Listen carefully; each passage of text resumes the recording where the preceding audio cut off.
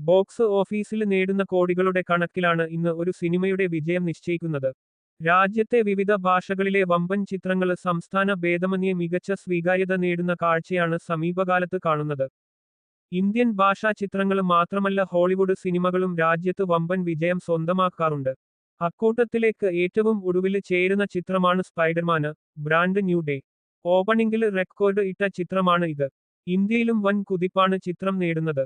ചിത്രത്തിന്റെ വിതരണക്കാരായ Sony pictures ആണ് ഇന്ത്യയില് ചിത്രം നേടിയ കളക്ഷന് പുറത്തുവിട്ടിരിക്കുന്നത്.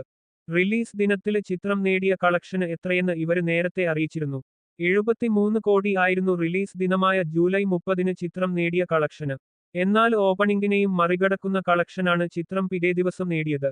സോണി പിക്ചേഴ്സ് ഇന്ത്യ ഇന്നലെ പുറത്തുവിട്ട കണക്ക് പ്രകാരം ചിത്രത്തിന്റെ ഇന്ത്യന് ഗ്രോസ് 216 കോടിയിൽ എത്തിയിട്ടുണ്ട്. ചിത്രത്തിന്റെ 73 കോടി ഓപ്പണിംഗ് ഒരു ഹോളിവുഡ് ചിത്രം ഇന്ത്യയിൽ നേടിയ എക്കാലത്തെയും വലിയ ഓപ്പണിംഗ് ആയിരുന്നു.